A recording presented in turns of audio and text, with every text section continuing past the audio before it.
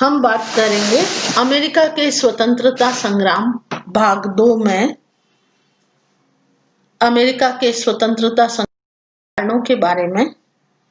तो पहले हमने बात करी उपनिवेशों के शासन की त्रुटिपूर्ण व्यवस्था, दोषपूर्ण व्यापारिक प्रणाली, सप्तवर्षीय युद्ध का प्रभाव और इसके पश्चात हम आगे के अन्य कारणों पर बात करेंगे।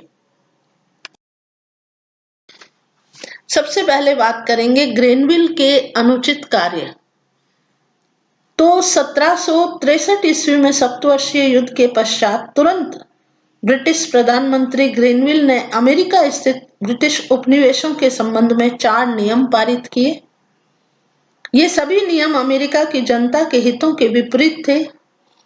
उसने उपनिवेशों में चोर बाजारी रोकने के लिए तथा वाणिज्यिक प्रणाली को स्थापित नियमों का विरोध करने वालों को दंडित करने के लिए सन 1763 में एडमिरल्टी कोर्ट की स्थापना की। इसी वर्ष शीरा कानून पारित करके अमेरिका में शीरा पर आयात कर घटा दिया गया। ग्रेनविल ने अमेरिका वासियों की सुरक्षा के नाम पर अमेरिका में छोटी सेना रखने की घोषणा की तथा इस सेना के संपूर्ण व्यय का 1/3 भाग का भुगतान करने का आदेश अमेरिका वासियों को दिया गया। एक अन्य नियम के अनुसार मिसिसिपी के बड़े-बड़े प्रदेश रेड इंडियंस के लिए सुरक्षित कर दिए गए। ग्रेनविल के उपयुक्त कार्यों से अमेरिका की जनता अत्यंत क्रोधित हो गई, क्योंकि उसकी दृष्टि में ये नियम इतने अपमानजनक थे कि जनता ने इन नियमों के विरोध में क्रांति करने का निश्चय कर लिया। हम बात करें अगले कारण की, तो अमेरिका और इंग्लैंड के परस्पर विरोधी दृष्टिकोण भी अमेरिकन स्वतंत्रता संग्राम का एक मुख्य कारण बना। अमेरिका स्थित ब्रिटिश उपनिवेशों की जनता भी अंग्रेज जाति से संबंधित थी, फिर भी दोनों का राजनीतिक दृष्टिकोण अलग-अलग था। अमेरिका के निवासी जनतंत्र के समर्थक थे, जबकि इंग्लैंड की जनता कुलीन राजतंत्र की समर्थक थी। जो अंग्रेज ग्रेट ब्रिटेन से अमेरिका के लिए निष्कासित किए गए थे, उनका भी राजनीतिक और धार्मिक दृष्टि से इंग्लैंड की सरकार से मतभेद था। वे अंग्रेजों के अनुचित व्यवहार को सहन नहीं करते थे तथा अमेरिका के निवासियों में स्वतंत्रता और जनतंत्र की भावना विकसित करते रहते थे।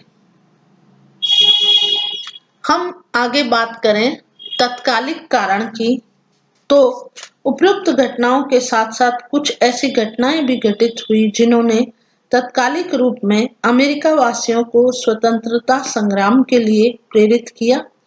ये कुछ मुख्य घटनाएं निम्नलिखित थी। पहला, स्टाम्प अधिनियम। 1765 में ब्रिटिश सरकार साम्राज्य के व्यय की पूर्ति के लिए अमेरिकी उपनिवेशों की जनता से कुछ धन वसूल करना चाहती थी, किंतु अमेरिका वासी सरकार को किसी भी प्रकार की आर्थिक सहायता देने को तैयार नहीं थे। फलस्वरूप ब्रिटिश प्रधानमंत्री ग्रेनविल ने सन 1765 ईस्वी में संसद में स्टाम्प अधिनियम पारित करवाया। इस अधिनियम के अनुसार अमेरिका में सभी सरकारी दस्तावेजों एवं कानूनी कागजातों पर सरकार द्वारा निर्धारित शुल्क का स्टाम्प लगाना अनिवार्य कर दिया गया। सरकार ने यह कदम साम्राज्य की आय में वृद्धि करने के उद्देश्य से उठाया था, किंतु स्टाम्प या अन्य किसी रूप में अमेरिका वासियों से धन वसूल करना सरल कार्य नहीं था। इस अधिनियम का लगभग सभी उपनिवेशों में बड़ा विरोध हुआ। स्थान-स्थान पर विद्रोह होने लगे। इस अधिनियम का सामूहिक और सशक्त विरोध करने के उद्देश्य से एक विशाल जनसभा का आयोजन किया गया, जिसमें भाग लेने के लिए सभी उपनिवेशों का एक विशाल जनसमूह उमड़ पड़ा।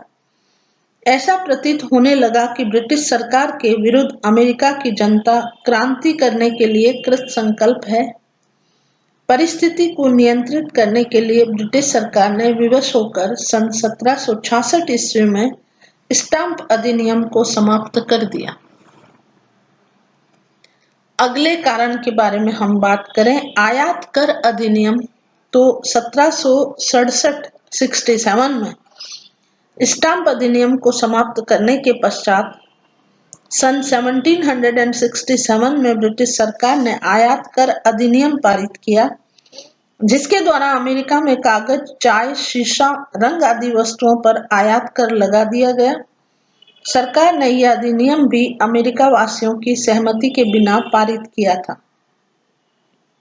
अतः स्वाभाविक रूप से इस अधिनियम का भी सर्वत्र विरोध होने लगा। उपनिवेशवासियों के विचार में यह कर अधिनियम भी औपनिवेशिक स्वराज्य के मौलिक सिद्धांत के विपरीत था। अधिक विरोध होने पर सन 1770 में प्रधानमंत्री लॉर्ड नॉर्थ ने कागज तथा शीशे से आयात कर समाप्त कर दिया, किंतु चाय पर कर पूर्ववत बना रहा।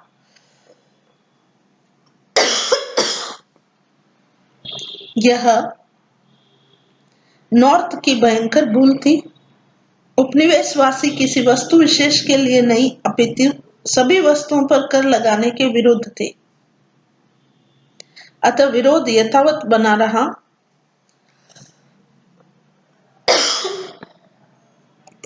हम आगे बात करें बोस्टन बंदरगाह की घटना की, तो सन 1773 में ब्रिटिश सरकार ने एक नवीन चाय अधिनियम बनाकर अमेरिका में चाय भेजने पर प्रत्यक्ष अधिकार ईस्ट इंडिया कंपनी को प्रदान कर दिया। अमेरिका के निवासियों ने इस अधिनियम का भी विरोध किया और उन्होंने बोस्टन के बंदरगाह पर रुके हुए सभी अंग्रेजी जहाजों में बलात् प्रवेश करके चाय के लगभग 350 डिब्बों को समुद्र में फेंक दिया। इस घटना से ब्रिटिश सरकार आश्चर्य में पड़ गई। अमेरिका की जनता का यह कृत्य सरकार की शक्ति और अस्तित्व को चुनौती देने वाला तथा अपमानजनक था। अतः सरकार ने अमेरिका में दमनात्मक कार्रवाई करने का निश्चय किया। सभी उपनिवेशों में सैनिक शासन लागू कर दिया गया। बोस्टन का बंदरगाह सभी प्रकार के व्यापार के लिए बंद कर दिया गया। सरकार की इस कार्रवाई के फलस्वरूप अनेक लोग बेकार हो गए। एक अन्य अधिनियम के द्वारा कनाडा की सीमा को ओहियो नदी तक बढ़ा दिया गया। धन्यवाद। आज हम इस वीडियो में इतनी बात करेंगे। आगे हम अमेरिका के स्वतंत्रता संग्राम के परिणामों की अगले वीडियो में बात करेंगे।